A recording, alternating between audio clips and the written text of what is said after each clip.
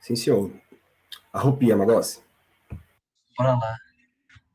Então, antes de começar a apresentação mesmo, eu queria mostrar aqui o que eu achei falando desse professor Ivan Bruno Guerra, do, daquele canal Quantum Digital, eu acho. E aqui fala, ó, que professor Ivan Bruno Guerra, apresentador do programa Quintas Quânticas, que vai ao ar toda quinta, às 20 horas, pela rádio e TV Transcendental.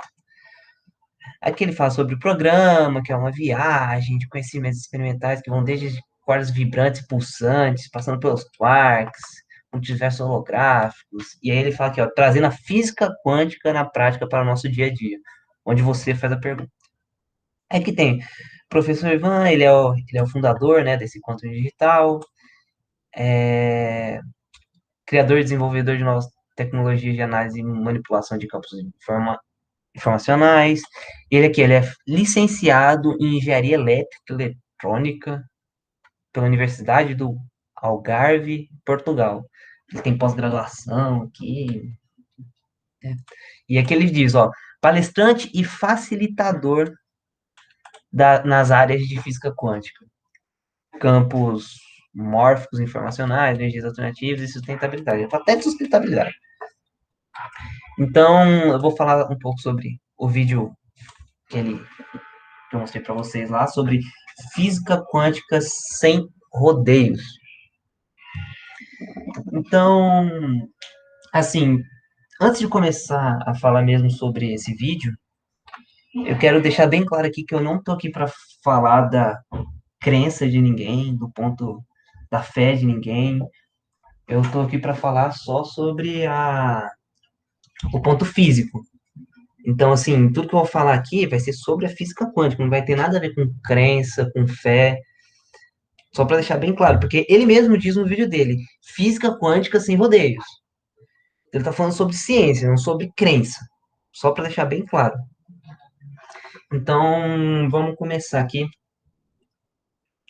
Primeira coisa que eu queria falar mesmo é que no início do vídeo, o, o apresentador lá fala que existe um experimento em que coloca o tecido humano dentro de um recipiente e tem fótons lá dentro, e aí eles conseguem perceber que os fótons se alinham com o tecido humano, formando na forma da dupla hélice, né? Lá do DNA.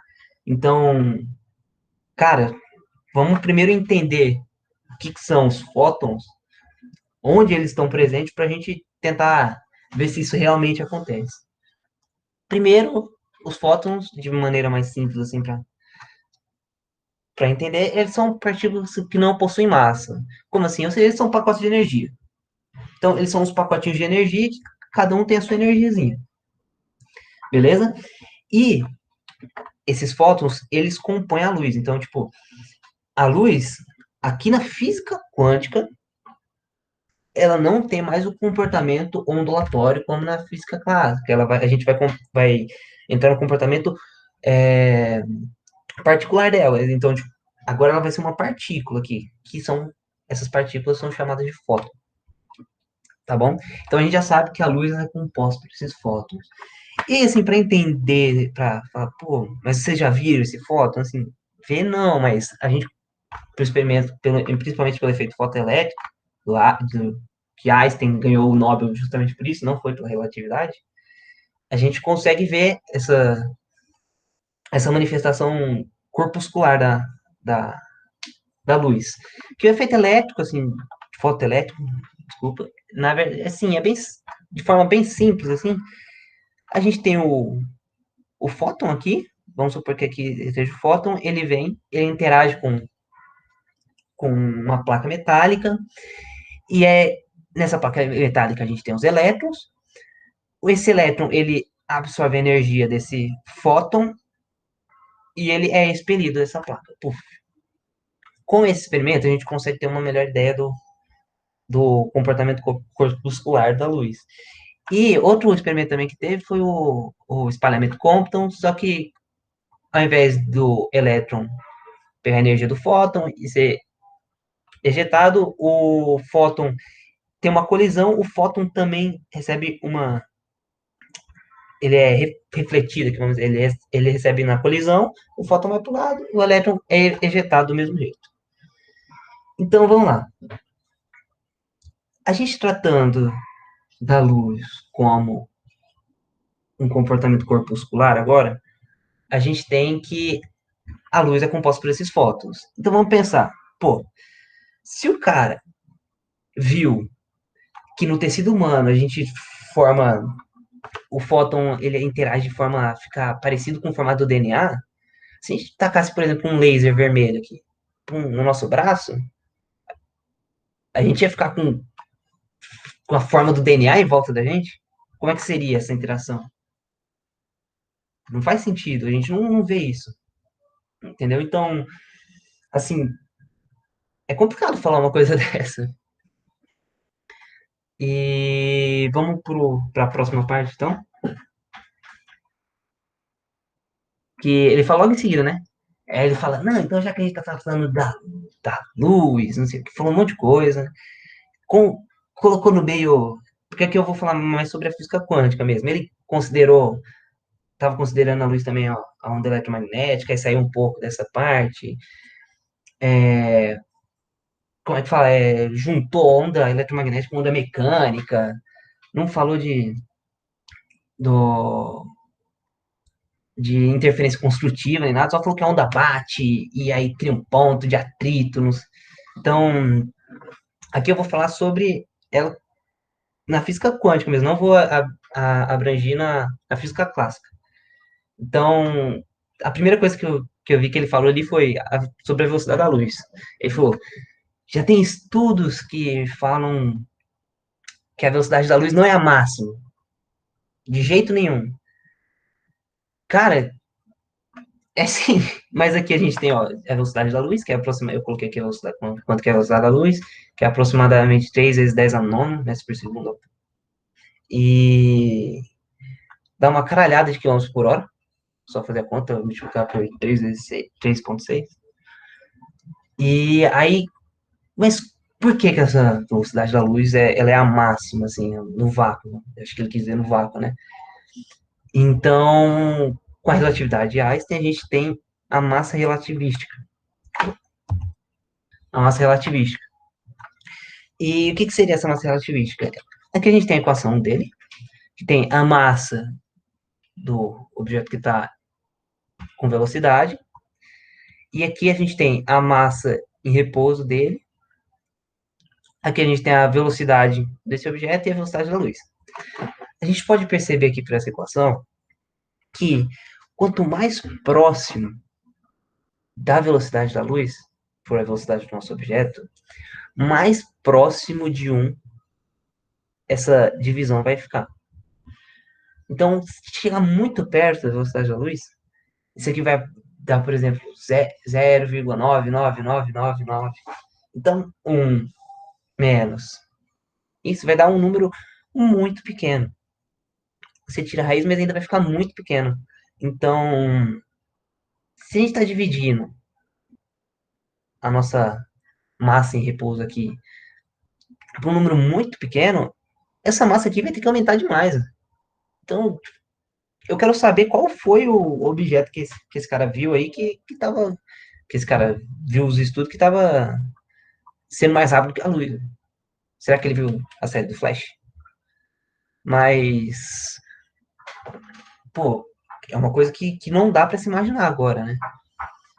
E então, assim, eu até vi o livro que ele recomendou, eu fui dar uma olhada, que é Mais Rápido que a Luz, ele falou. Eu não lembro de quem que é, mas no livro mesmo, lá na capa desse livro, tá falando que é uma especulação científica, é uma coisa usada na ficção científica. Então, ele não pode trazer isso pra, pra falar, não, é isso mesmo.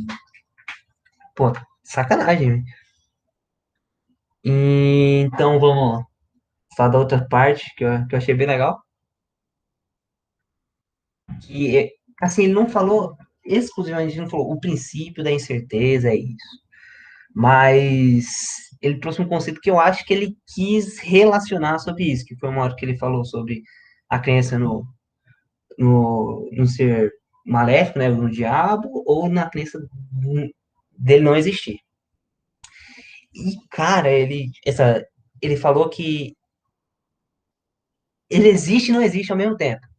Se você acredita que ele existe, ele existe. Se você não acredita que ele não existe, ele não existe. Então ele existe ao mesmo tempo que não existe. Tudo tá certo. Que a física quântica prova isso. Cara, a física quântica não prova nada disso, velho. Tipo, não tem como você misturar a crença, igual eu falei, com a ciência. A ciência não vai falar sobre, ah, o diabo vai existir, o diabo não vai existir. Cara, isso é uma crença sua. Tudo bem você acreditar que existe, você acredita que não existe, tudo bem. Mas isso é uma crença sua. Então você não pode trazer para a ciência. Eu acho que com isso ele quis dar uma ponte, fazer uma ponte com o princípio da incerteza que a gente tem na física quântica, que foi formulado por Heisenberg em 1927. E ele, assim, a grosso modo fala que a gente não pode saber o momento e a posição do elétron simultaneamente. Como assim? Por exemplo, a gente vai lá, quer ver a posição e o momento do elétron, e a gente tem uma grande precisão em saber a posição desse elétron. A gente vai diminuir a nossa precisão no momento, saber o momento desse elétron. Se a gente sabe bastante do momento, se a gente tem uma precisão alta do momento, a gente vai ter uma precisão mais baixa da posição. Ou seja, você não consegue simultaneamente saber dos dois. E por que isso? Não é porque, cara, isso é impossível. Não é que é impossível. É porque as nossas ferramentas de eletrônicas de laboratório, essas coisas, atualmente, elas não são capazes de, de da gente descobrir isso. Porque, igual eu falei para vocês, lá no início, a luz ela é um fóton, ela está considerada aqui como vários fótons, assim. Para a gente enxergar alguma coisa, a gente precisa da luz. Então, para a gente saber as propriedades do elétron, a gente tem que jogar luz nele. Então, cara, só da gente jogar luz, como eu falei, você pode mexer com esse elétron. Então, os nossos aparelhos eles não são capacitados para a gente descobrir as duas ao mesmo tempo e nem com precisão perfeita. Isso é o princípio da incerteza. Você não consegue saber os dois ao mesmo tempo, com precisão. Isso não tem nada a ver com a sua crença do que o diabo existe, o diabo não existe, sobre o que você vai comer no café da manhã, se você vai comer pão com ovo, pão com mortadela. Cara, isso aí não é um princípio da incerteza. Isso aí é uma incerteza sua, uma crença sua. O princípio da incerteza, pela física quântica, é isso que eu tô falando. Não, então, eu não tô entrando no mérito da crença, da religião, nem nada assim. Tô falando só do ponto da física quântica. E para finalizar mesmo, o último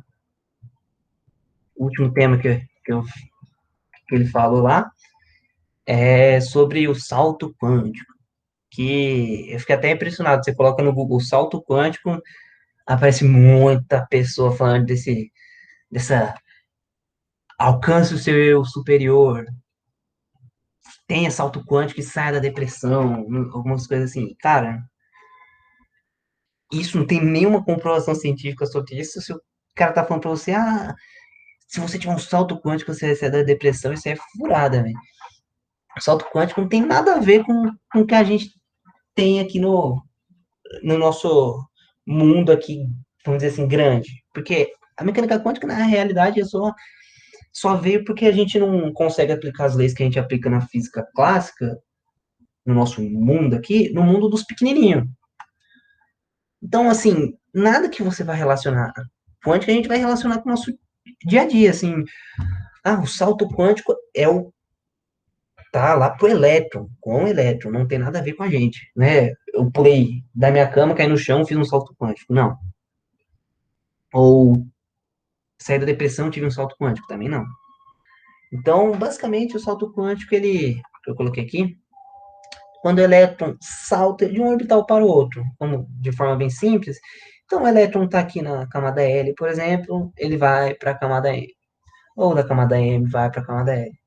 Então, e por que que é salto? Assim, porque a gente não consegue saber qual é como que ele faz sim, ele não pode passar por esse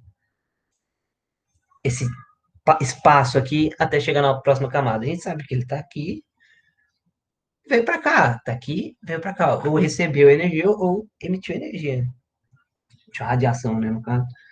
E, cara, não tem nada a ver com depressão, não tem nada a ver com relação nenhuma com o seu estado emocional. Então você tem que ter cuidado com isso, porque, como eu falei, tem muita gente que vai oferecendo produtos, igual quantum, não sei o que, quantum que vai te fazer ter um salto quântico, você vai sair da depressão. Cara, a física quântica não tem nada provando isso, não tem nada a ver com isso. As pessoas só usam desses termos que são um pouco mais difíceis de você entender, porque não é todo mundo que vê esses termos no dia a dia, né? Não vê salto quântico, não vê o princípio da incerteza. Isso não é uma coisa que está no nosso dia a dia. As pessoas só pegam esse termo e transformam no que ela bem quiser, para tentar vender uma coisa que não faz sentido nenhum. Então, assim, para finalizar mesmo, só a gente precisa ter cuidado com isso, porque às vezes a gente pode ter uma falsa sensação de que tá tudo bem, por uma coisa que nem é comprovada cientificamente, e na verdade não tá tão bem assim, né? Então, acho que era mais ou menos basicamente isso que eu queria falar. E só repetindo, não tenho. É que é só a parte física, eu não quero falar sobre a parte religiosa, é só pela parte física, igual ele tá falando no vídeo.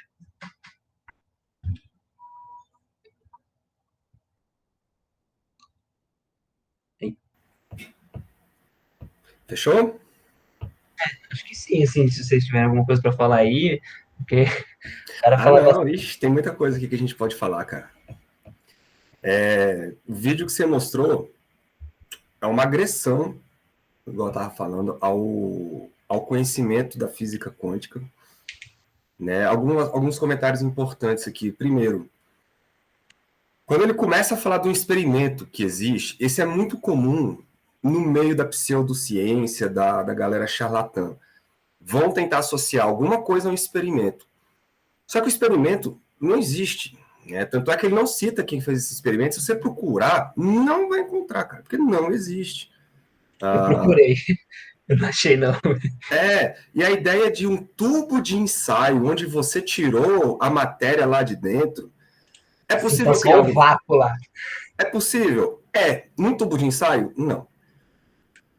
Porque a força da pressão gravitacional é absurdamente grande. Se você cria um vácuo aqui na atmosfera terrestre, você vai esmagar, né, o vidro do tubo de ensaio. Então já está furado. E outra que o fóton, ele não é uma bolinha, cara, de pérola que vai ficar brilhando em torno de um tecido e você vai ver ali o desenho do DNA. Isso não existe. Né? O fóton, ele nada mais é do que uma quantização do campo eletromagnético. Ponto. A forma como o fóton interage com a matéria, a forma como a luz interage com a matéria, é através de partes discretas, né? E o fóton não vai ficar paradinho ali, rodopiando em torno de algum lugar. Isso não faz o menor sentido. Só uma correção, ô Magossi. Você chegou a citar aí do princípio da incerteza de Heisenberg. Ele não é um problema de instrumentação, tá? Ele é um problema físico mesmo. Por mais avançada que seja a tecnologia, esse problema ele vai continuar, porque existe aí, além da questão da localização do mundo quântico, existe uma questão de cada vez que você faz uma medida, você tem uma probabilidade de obter um resultado. E aí essa incerteza está associada ao desvio padrão dos dados estatísticos que você colhe. Então, é um problema físico mesmo, não é um problema de instrumentação, não. E aí, quando ele fala sobre essa questão do diabo não existir, não existir, ele está falando sobre sobreposição da função de onda. Então ele está adotando que o diabo tem uma função de onda e que ele vai... ele pode existir na sobreposição do existir e não existir. É uma espécie de gato de Schrödinger, é o diabo de Schrödinger que ele quer colocar ali. Mais um problema, você, além de misturar uma concepção errada da física, você ainda está atribuindo a um ser que nem existe. Então, são questões que você não pode nem pensar em colocar pontos assim, falar, olha, isso aqui você não pode falar. Você está falando de um ser, cara, sobrenatural, né, enfim. Aí parte mais para a questão da crença, igual você estava falando. Que mais aqui, cara, que eu captei? Sensacional. O fato de você ter ido atrás da capa do livro já diz tudo. Porque o cara fala, existe o livro que tal, que fala que a velocidade da luz... Aí você vai olhar o livro, está escrito lá, a história de uma especulação científica. Porra, como é que o cara vai dizer que o livro... né? É complicado. Vamos falar então que não existe uma velocidade mais rápida do que a luz? Olha, não é assim. Igual eu já falei uma vez para vocês. Existe uma teoria hoje que ela é verificada experimentalmente o tempo inteiro, que é a teoria da relatividade. E dentro da teoria da relatividade, existe a premissa de que nada mais pode viajar, nenhuma informação pode viajar mais rápido do que a luz. Isso quer dizer que é uma verdade absoluta? Não, isso é a teoria da relatividade que está dizendo. Se for possível algo viajar mais rápido que a luz, quer dizer então que a gente está em outra fronteira, né? Porque a relatividade ela vai pegar uma fronteira que a clássica não resolve. Assim como a quântica vai pegar uma fronteira que a clássica não resolve. Né? Então, pode ser que exista uma outra teoria que diz respeito a velocidades mais rápidas do que a luz? Outra fronteira. Nós não estamos ainda nem experimentalmente próximo disso e nem teoricamente. Não existe teoria e nem experimento ainda que consiga comprovar isso. Beleza? Eu acho que é isso. Esqueci algum detalhe. Vocês querem comentar alguma coisa? Sim, o salto quântico. Cara, o salto quântico é uma coisa absurda, né? A galera acha que quando um elétron ele muda de órbita, é como se fosse uma bolinha que desaparece num lado e aparece no outro. E chama isso, então, de salto quântico. Na verdade, dentro do salto quântico, a gente sabe que existe ali uma quantização energética, onde o elétron ele vai assumir alguns valores de energia. E quando ele muda a energia dele, ele não muda para um número no meio do caminho entre um degrau, né? Ele ou tem essa energia ou tem essa energia. Mas esse diagrama de energia é apenas um diagrama onde nós desenhamos os níveis energéticos. Isso não quer dizer que o elétron pulou de um ponto a outro, ele desapareceu de um lado e foi para o outro. Até porque o elétron ele se comporta de uma maneira ondulatória, você tem uma densidade de probabilidade de você encontrar o elétron. Então, vamos lá, se você quiser pensar no salto quântico de um orbital S, né, para um orbital outro qualquer, o elétron se distribui de uma nuvem de probabilidades ali dentro daquele orbital, e quando ele muda de energia, ele vai assumir uma outra energia, mas a forma como ele se distribui naquele orbital muda. Isso não quer dizer que ele desapareceu num lado e foi para o outro. Isso só quer dizer que ele vai se distribuir, a onda associada a ele vai distribuir esfericamente de uma maneira diferente.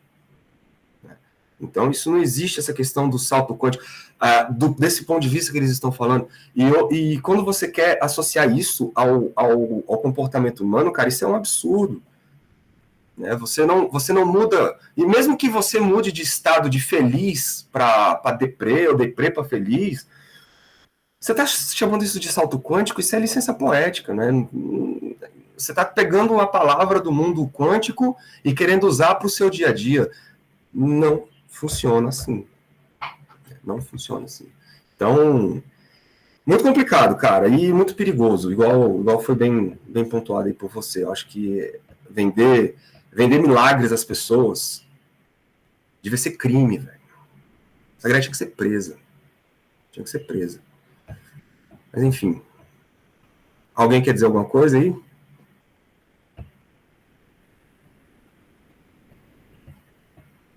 Eu queria falar um comentário. Diga, Dr. Kepler. Se eu tivesse mais conhecimento... Assim, se eu tivesse o conhecimento que o senhor tem, professor, eu ia lá nos comentários. Dos vídeos assim, bicho. Eu ia, tipo assim, eu ia perder meu tempo... eu ia perder meu tempo em favor da física, entendeu? Pra, tipo, argumentar contra, né? Mas, fazer o quê? Deixa a loucura de cada um, né? Mas sabe qual é o problema? Essa galera, você não pode bater de frente com eles, porque eles, como eles partem de princípios não comprovados, então eles vão sempre dar um jeito de denegrir a sua informação. Igual, eu acho que foi o Eric, eu não lembro quem foi que mostrou aí um vídeo, né, passado, ou Thales, não lembro, que falava que os cientistas estão fazendo, na verdade, a física errada dentro do laboratório. Porque a física correta é a deles. A física correta é a do charlatão. Né? Então, se você chega lá para tentar rebater, entrar de frente, no mundo deles, você acaba batendo, recebendo uma resistência muito grande. Então, eu acho que esse tipo de situação ele só é mais ou menos contornado quando eles aceitam a sua entrada dentro de um grupo e aí lá você vai construindo devagarzinho conhecimento. É igual terraplanista, cara. Se você chegar no terraplanista e falar assim, vai, você é burro, a Terra é plana, não. Você jamais vai conquistar o cara. Entendeu? Então, tem que tomar muito cuidado também com isso, porque se eles se sentirem ameaçados, eles se unem e aí eles vão falar a besteira que eles quiserem, né, cara? Porque as pessoas não são físicas, as pessoas não estudam física quântica. Então, elas não vão saber entender o que está acontecendo. Vão achar que você que é o cara arrogante da história e você que está tentando puxar o tapete deles, sacou? Isso é muito complicado. Ok. E é complicado você falar disso também, O'Hara, porque eles nunca vão usar mesmo a ciência em si, eles vão usar a crença. Exato. E assim, você mexer com a crença é um pouco mais delicado, né? Porque você não vai falar com coisas comprovadas, você vai falar com o que as pessoas querem acreditar, entendeu? E quem vai assistir a live deles, por exemplo, eles não estão na cabeça que eles querem saber o que é realmente o salto quântico na física, o que são essas coisas. Eles querem só escutar o que eles querem mesmo, entendeu? Assim, você pode falar à vontade que eles nunca vão parar e falar, ó, é verdade, esse cara não tá falando coisa com coisa. Eles vão falar, não, eu creio nisso e é isso, então. É uma questão de opinião, né? Sim. E opinião é uma coisa que você precisa... a opinião é sua, e você trocar de opinião, não basta só você chegar lá e dar a sua, né? Porque opinião não é ciência. Esse é o grande lance. E por isso que eles rebatem as coisas. Por isso que se você chegar lá e você vai arrumar mais confusão e mais... dependendo da forma que você chega, claro, né? Você vai acabar arrumando mais armas para eles do que realmente querer mudar aí alguma coisa. Mas eu acho que tinha que existir um movimento pesado dentro das universidades e das instituições que produzem conhecimento, não também uma maneira de censurar esse tipo de coisa. Eu acho que não também, porque nós não somos ditatoriais, a gente não vai chegar lá também e falar, vocês estão tudo errado aí, e para com isso aí e tal, porque também isso é uma situação meio de opressão, né, cara? E a nossa ideia não é essa. Mas eu acho que tinha que existir algum código legal, assim, de falar assim, olha, esse seu produto não funciona.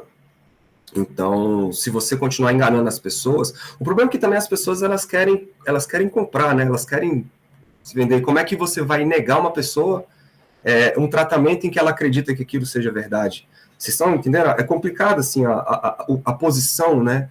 Tanto da gente como estudantes de física, quanto eu acredito que do próprio governo, assim, ter que se meter o nariz nisso, porque é um pouco de censura também, né? Mas é complicado, cara. Eu acho que a única arma que a gente tem mesmo é com isso aqui que a gente está fazendo. É debatendo, é discutindo, é promovendo essa ideia de contrapor as coisas, de falar, olha, a física não é assim, meu amigo. A física, ela é mais ou menos por aqui, ó. Existe uma coisa chamada método científico. E o método científico, ele não é uma coisa inventada, não é uma coisa em que eu vou dar a minha opinião sobre um experimento. Não, cara, o método científico é o seguinte: Se eu fizer esse experimento aqui, qualquer outra pessoa no mundo, se seguir os mesmos passos, vai colher os mesmos resultados. Não é porque a pessoa está mais triste do lado de lá que o resultado vai ser diferente. Isso não é método científico. Entendeu? Mas é uma briga, cara, que a gente tem que ir devagarzinho. Né? Chegar chutando a porta, a gente perde. A gente perde. A discussão tem que ser mais maleável, assim. Igual a gente está fazendo. É legal. Essa era uma outra galera que eu não conhecia, viu? Igual o cara que o Kepler trouxe, esse galerinha aí de hoje eu também não conhecia, não. E aí, mais alguma coisa desse vídeo? Querem mais alguma discussão?